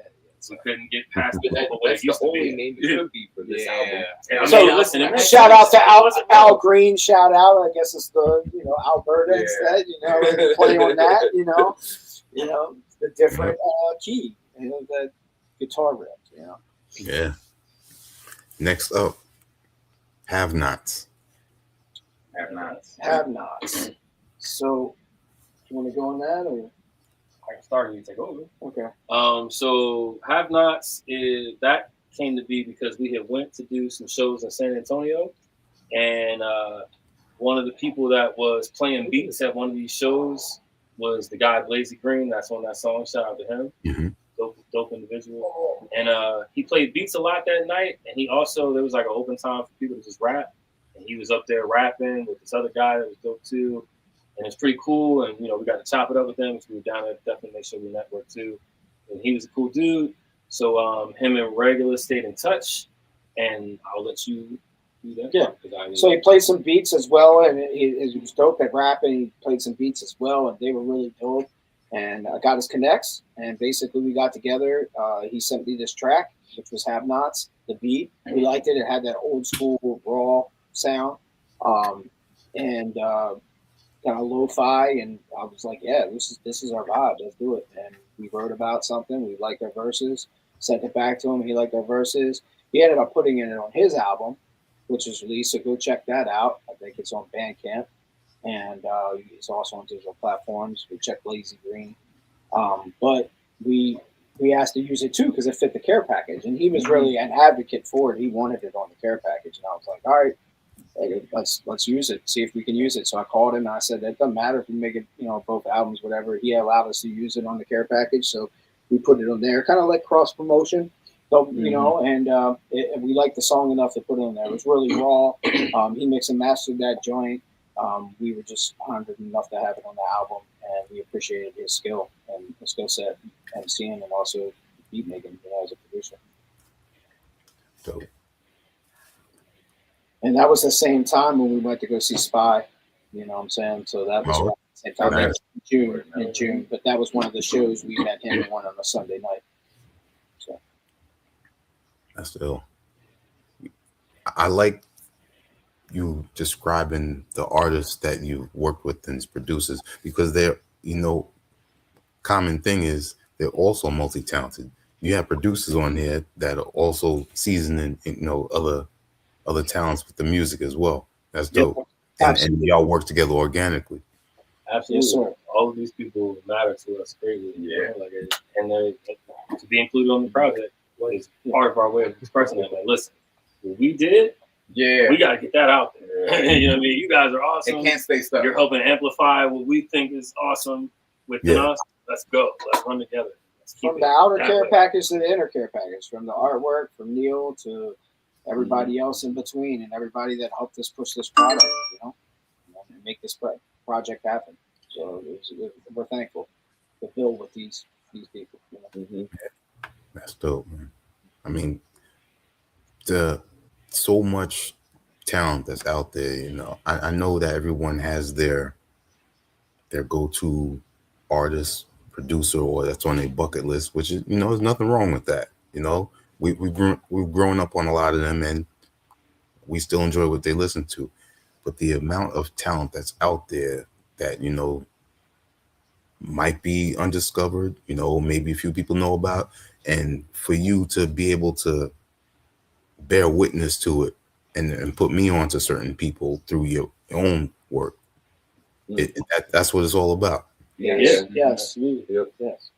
Is how you learn about them, and I'm glad that we have the opportunity to do that, to not be selfish in that perspective, and want everybody to shine. If you're dope, you're dope, and and nothing in between. If you're dope, you're dope, and if we like you and like your style, man, like, dude, we're willing to give anybody a chance. There's the song's dope, doesn't matter. There's nothing anyone else that can do that they're doing that can stop you from what you're doing. We can't act like bigger and better than anybody. Even we all though, agree to that, then let's all push together. There's nothing you're doing that's gonna stop what I'm doing, and vice versa. But we can help each other. And it's powerful numbers. Same way it might work in reverse, where they might hear us on their album, and we're getting kudos. So like it happens. That's what's all about, man. It's all about collabing and sharing your art. Indeed. We are at track 13, "Smoke in the Sky," featuring. There's plenty of that in here. Don and Brina LaBars.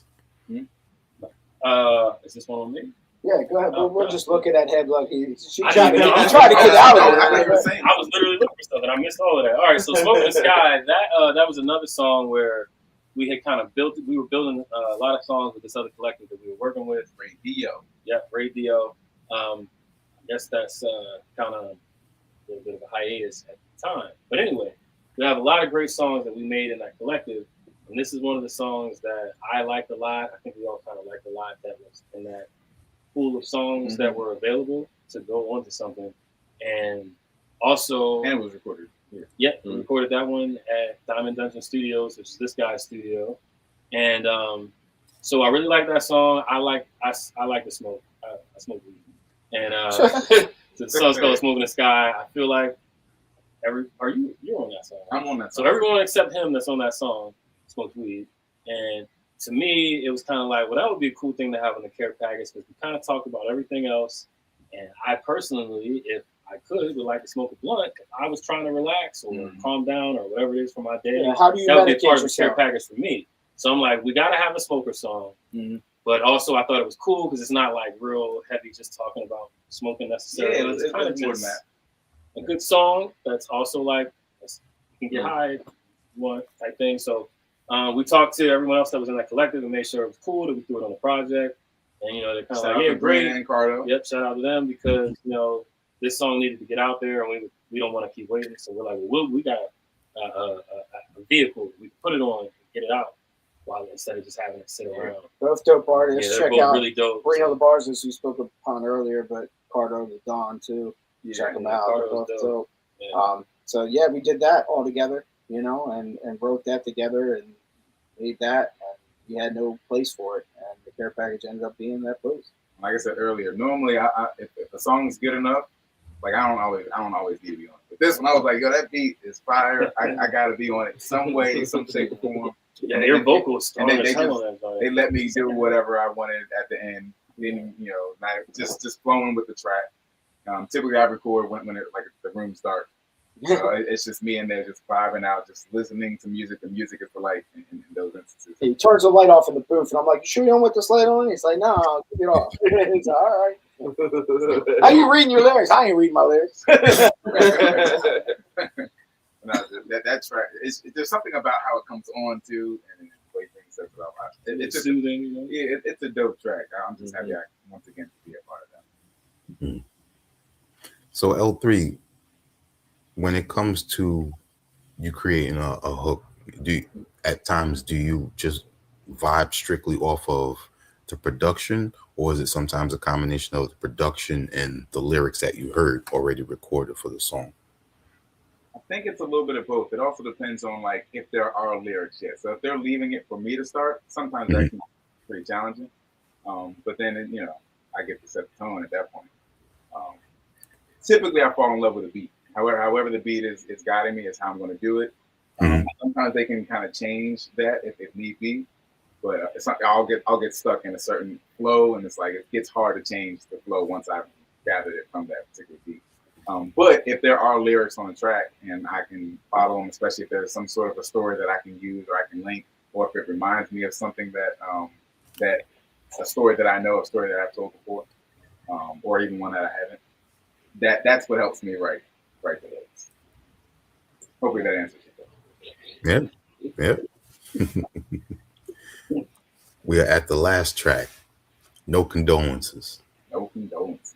This sounds like a very personal track. So was this related to anybody's particular life or story? Yeah, I guess both. It's yours too, right? Yeah. Definitely both personal. Definitely one of the more personal tracks. One of our personal favorites as well. I think I could speak for them. And he leads it off with the right thing. We're talking about what we're doing. He says, "What? It's ain't gonna be good for you." Yeah. So, because we, in fact, I think you wrote the hook. Well, the first part of the hook. Something. Yeah, I was involved in press. So we were aiming at probably some of our prior relationships, and influenced off of that. Wouldn't say it's all about that, but it definitely influenced off of that, and we went through the jugular. No condolences. We're not giving thanks here. Yeah. They listening. They listened at some point. You shouldn't have warned you at the top of the song. Yeah, so that's one of our personal favorites. In fact, it's going to be our next single, so check out that. We'll probably have that early May sometime on the video. Next single off the album, No Condolences, and that is I think produced by me. And yes, but it's the full GAWDS except rock. But yeah, it's a dope joint. So we're happy to shoot that.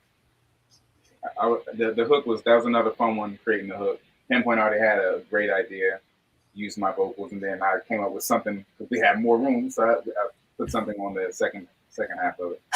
It was a fun hook to create. It was another vibe. Yeah. You could just really sit there and vibe to that one. Very easy to write.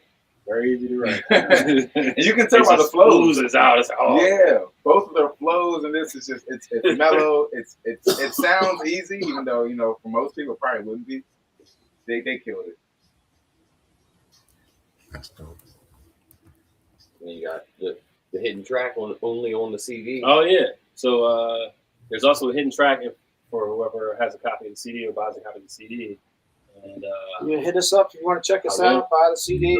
A hidden track on the joint that's not on. It's Jerry might have given it to you or not, but we do have a hidden track on the CD. It's not hip hop. I can say that. It's a very upbeat vibe, and it's kind of interesting. Feels right for our hometown and maybe a couple others, I feel like it's got an old school Baltimore club, Chicago house type of feel. Okay, nice. That's right in my alley. It's I think it's 120 BPM. You know what I mean? Yeah. So it's fast. Maybe a little faster. And he crushed that. So if no condolences or anything else depressed you, this is like the pick. Yeah, it's just only if you got dancing out after. Yeah, right. Then we can party now. It's just L3 on that track. The care package. It's just L3 on that. He's trying to put you back together. I produced the joint. Okay. Shout out to my man Neil. Neil with capital letters. Capital Neal, all caps. Just like he really wanted us to do this song. He wanted a club mix thing, and he already had like an idea. And he was like, "But L3, you should do it." And L3 did it. I produced the beat on the spot. He went in there, just did it, and that's dope. Came out cool. And you follow me, right? The follow me to house joint, whatever. Mm-hmm. So whenever we do live now, because most people in Baltimore think that's a Baltimore club track because it was just mixed in with everything what Baltimore club was making. Okay. Mm-hmm. Everybody knows that song. It's almost like a Baltimore anthem for real. Yeah. So whenever we do live shows, I mix "Follow Me In," and he basically goes. It's like a mashup of that song and "Follow Me In," "Follow Me Go," and everybody's just into it, bro. And last time when the dancers come out, we had these Baltimore dancers come out and I just did a little clubhouse set at the end. You know what I mean? If you've ever seen the family dope, reunion, they're big in Baltimore, and they do a lot of dances in front of Ravens games, Orioles games in front of businesses, and really got the numbers up. Yeah. And but one of the guys in that group, Brandon's a really good friend of mine. He's a good guy, and that's his crew, and they're dope ass dancers. Yeah. You should really check them out, and they've gone viral. So for sure, check the family reunion out. But yeah, they came to our show and rocked it, and they were dancing off to and blending that in with the club mixes, That was one of the best shows. Hell yeah, bro. The energy Isn't that was the so last one we cool. did? It just turned into like a house That- party for a little while. That is like, the last That's the one we last did. one we That's did. the last one. Y'all Okay, skipped so that's the the show. last I was like, bro, there's no way it with y'all was December. Yeah, so yeah, that Baltimore was was real the last big. show. Like house music February? always been huge in Baltimore. Probably It's just outside of March. bigger than hip hop for real. January, Like January, there's yeah, still a yeah. huge house music scene. There's still 50, 60-year-olds that go out and sweat their ass off and dance all night. You know what I mean? Like I believe it. house music is like it's Baltimore. You know? Very Yeah. much. Yeah, That's that dope. show was awesome. The lights, everything was everything. Mhm. We had Yeah, Yeah. great sound person. Yeah. That joint was yeah. running the stage perfect. Everything, dancing, Yeah. had the crowd. And it was all planned out, but everything just felt improv. You know what I mean? So It it's did just feel like improv, yeah. Sold Yeah. some merch that night, you know. Yep. Yeah, that part was good. loosely That's planned dope. out. That's dope. So regulars, once again, show us the CDs of the care package, and let them know how they can get their own. All right, I'll open it up once again for you. If you want to cop the care package, you can hit us up at GAWDS, GAWDS _410 on Instagram. You can hit us up on Facebook. You can go to one of our pages. It's Inbox Me. My name is Regulus. Inbox Pinpoint, L3, Rocky, any of them.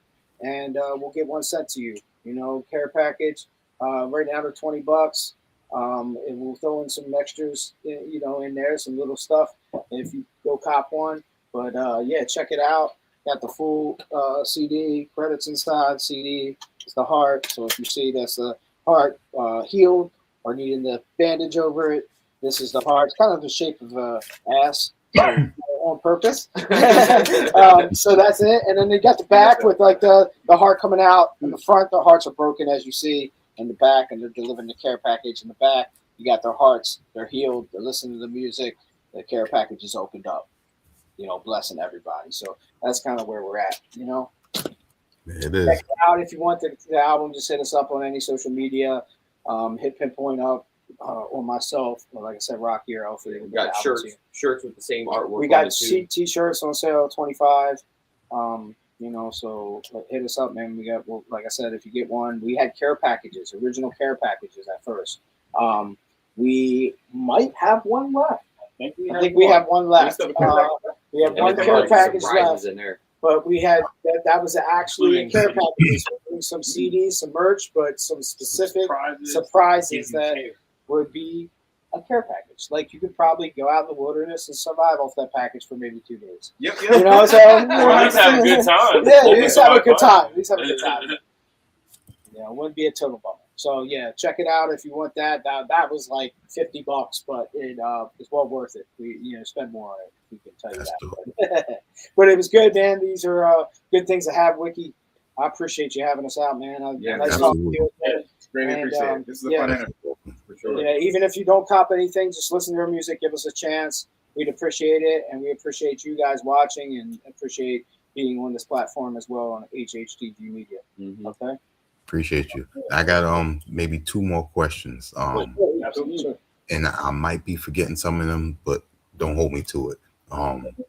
From For God's Sake to Say Grace, The Other Side, Gloria, Shrooms at the Beach House.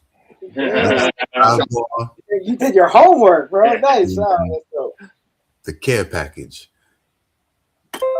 I think this album might be your most personal album, but how do you feel me mentioning all those projects to what you just released? Excited that you knew it all, bro. Like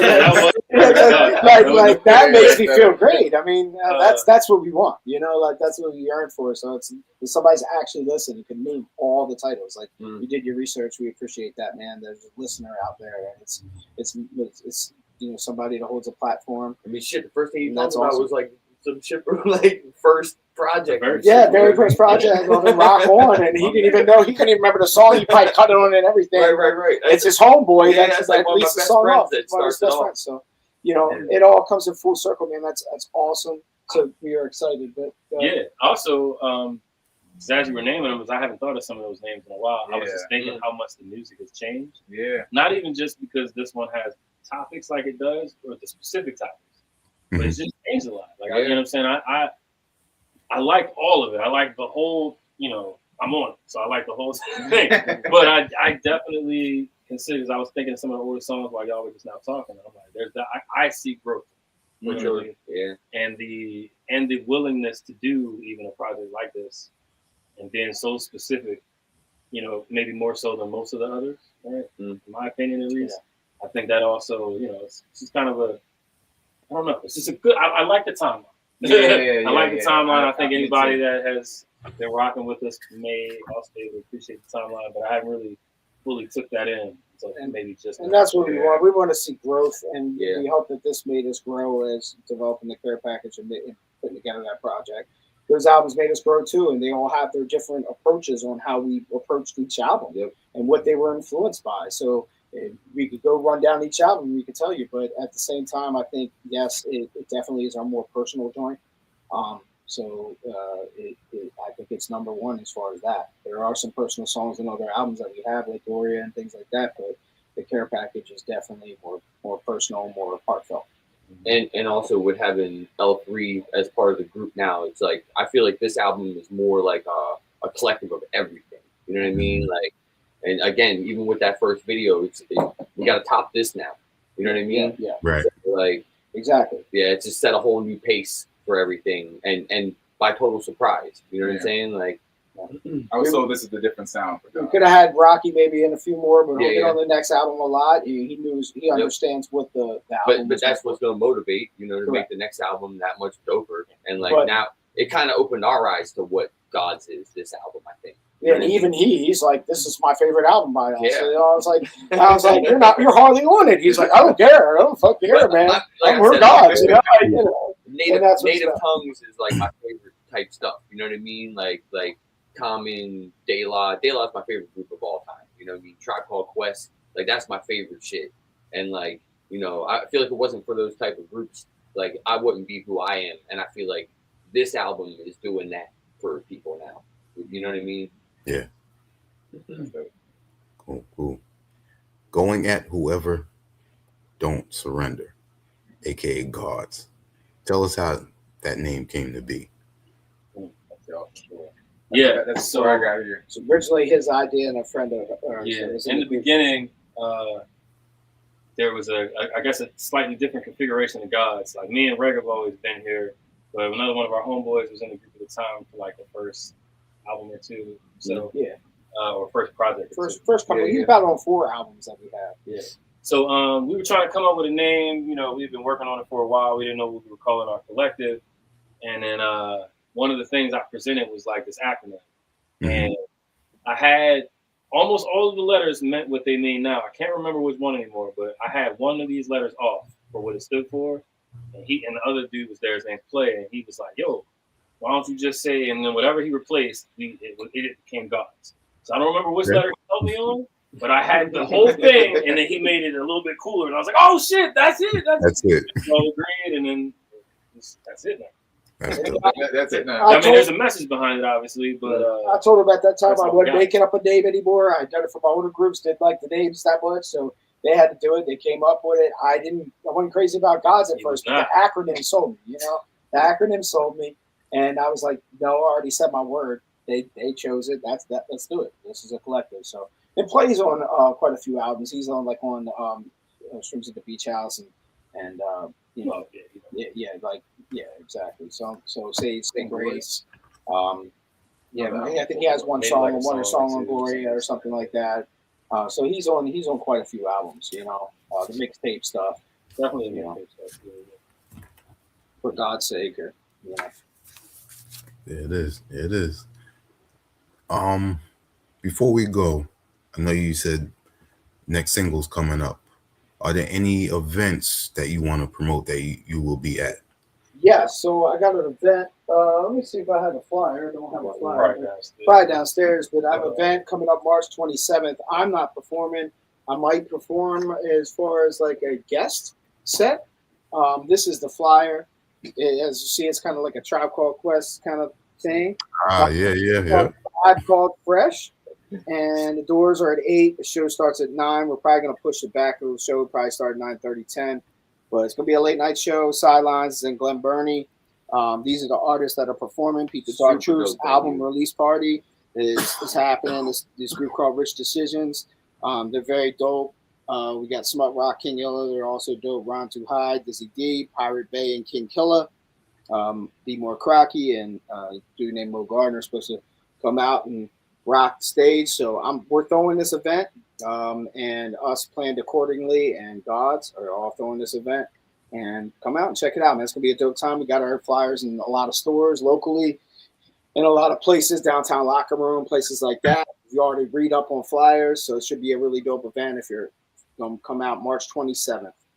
Like I said, probably gonna kick off around 9:30, 10 o'clock. April joint, we got April 18th. We're probably gonna perform at that. It'll be at the same place, Sidelines.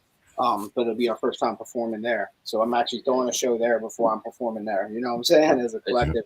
Just our new home base, basically. Yeah. Doing these Just to show you how, I want to support my fams first and take care of them and set it off. We're gonna have fun and it's gonna be a good night. Nice spacious bar. Everything's together right there. Nice stage. Mm-hmm. So yeah. A bunch of pool tables. Like playing pool. Yeah. Yeah. That's our next venture. Yeah, we'll have a couple in June coming up, but those are the next kickoff. So March 27th and April 18th. Be on the lookout. There it is. DJ Rocky Styles, L3, Pinpoint, Regulus, Makeup, GAWDS. I appreciate y'all taking the time to speak with us about the new album care package, as well as going into some of the past and what makes up the personal album that y'all just dropped. Appreciate you. Thank you for having us, Wiki. It's always a pleasure. Let's do this every year if we can. I appreciate you, man. I appreciate the hospitality. Thank you, HHDG Media. Thank you for having us on. It's people like you that keep us going too as well, and we support these platforms, and hopefully we grow together, man. Yeah. Indeed. If y'all want to give any shout outs before you go, the floor is yours. Got some shout outs. I mean, the ones we've already shouted out, Neil, Cardo, Cliff, all the people in the album, everybody put this together. Radio. Our families, my parents, my mom and dad, my sister, my niece, my nephew. Yeah. We're gonna do that. Yeah, let's get that all in there. Of course, but, My cats. yeah, I got cats in the room. There's somewhere around there. Gotta shout out my They're sleeping right now. We're not entertaining the cats enough. Supernova and the rest of the But family. no, everybody that could just give us a listen and give us some kind of support. Everybody that was part of the project helped make the project happen. Indeed. Respect. On behalf of our HHDG Media crew, I gotta go clean this. we're going to say peace, y'all. Salute, peace, man. Peace. Thank you. I appreciate you for having us. Thank you. All right, man. All right, man. We out. See you next time. Respect. Something.